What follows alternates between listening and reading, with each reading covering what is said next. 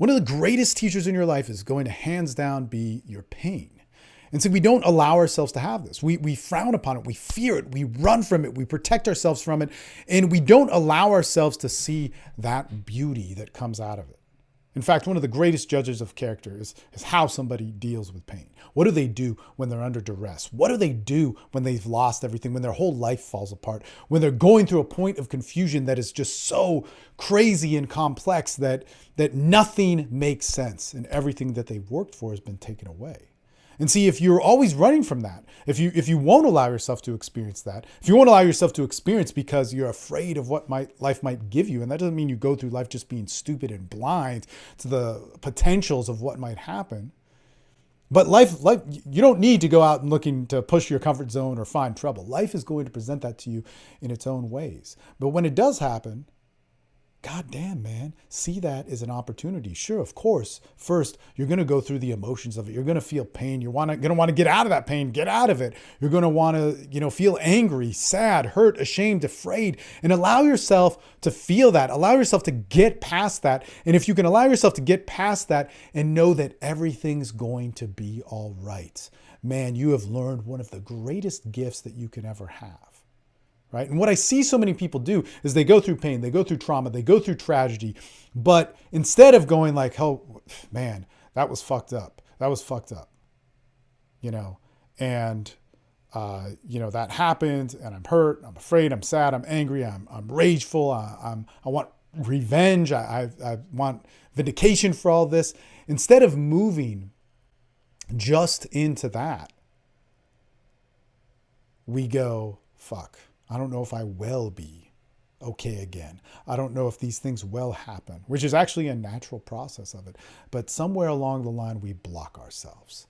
And see, the thing is when we're afraid to experience, when we're afraid to feel that pain, what do we have to do? We put walls in front of us. We put barriers around it. We put definitions around everything in our life. So rather than expressing, rather than taking a chance, rather than wanting something, rather than going, oh man, this may be good for me, before I even do that, I put a label on it to make sure that it's okay. I put a label on it. I put a rule on it to make sure it's all right. So when I meet you, I don't see you. I see the superficialities of you. I see the choices that you made rather than the expression and dialogue of who you are. And man, that's not how humanity works. That's not how human beings socialize. That's how human beings socialize when we're in scarcity and we're set up for dysfunction. It's so common in our culture today because we have so much going on, man. We're not fulfilled emotionally. We're not fulfilled with who we are. We are walking around, afraid of talking to somebody. Why? Because they're liberal, because they're conservative, because they voted for a certain person, because they're into men's rights when somebody like that has to be a bad person, and they're into feminism and they have to be a bad person, or I'm a Greenpeace supporter and this person's an NRA person, that instead of seeing them for who they are and actually having a dialogue and exchange, instead of doing that, man, we put a barrier on it. And our ideals, our beliefs, our fears, are us not wanting to be hurt because we're afraid to feel that pain. Man, that defines who we are. What's funny about this is so much of it always gets political. It's about freedom and independence. It's about freedom and independence. That's why I voted for so-and-so. It's about freedom and independence. That's why I believe in the women's movement. That's why I believe in the men's movement.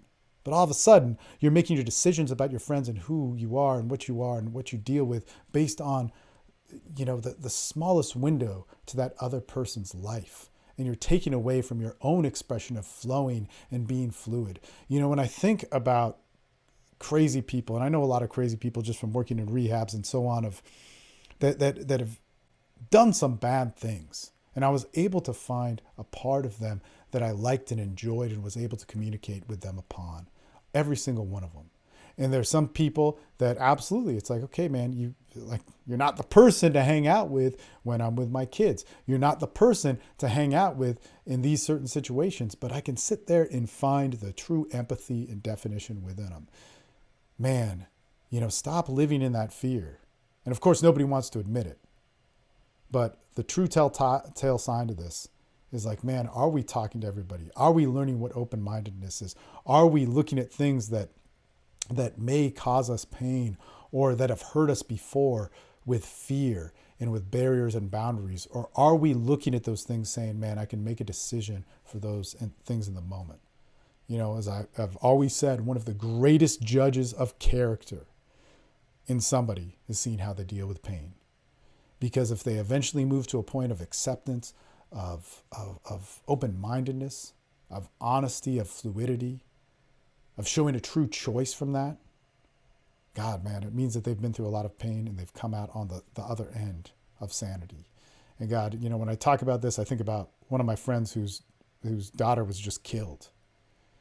I was talking to him the other night, and he didn't know which way was up, man. It was like 4 days from the event that had happened, and he was just like, man, you know, I don't know. And I was like, hey, dude, look, whenever I'm in those positions, and I was in a position where I felt like my life fell apart a couple months ago, and nothing with what you're dealing with, but just to do the next best thing, and to maybe know that I didn't have the answer, and to know that when I was under so much emotional distress, sometimes I did blow up at people, and I don't have to worry about that right now because I can handle it later. Man, that's a beautiful thing. And I was talking to him and just seeing him go through this process of this massive, massive tragedy in something that only a man of his spiritual fortitude and who he was and experience in life could handle. That's an awesome thing. And that was about a month ago. And man, to see him now, it's very cool.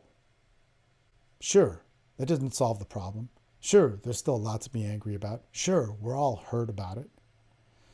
But the ability to express and allow yourself to be you without having to put yourself in a box so that you can filter what comes into you from the world, that's freedom. That's independence. That's authenticity. And that's choice. And man, live that way. How you feel pain, how you process pain, man, evolve with it. When the emotions calm down, welcome it. Because it's going to teach you things about yourself, the world, and how you connect that are so beautiful and so absolutely necessary to live a good life.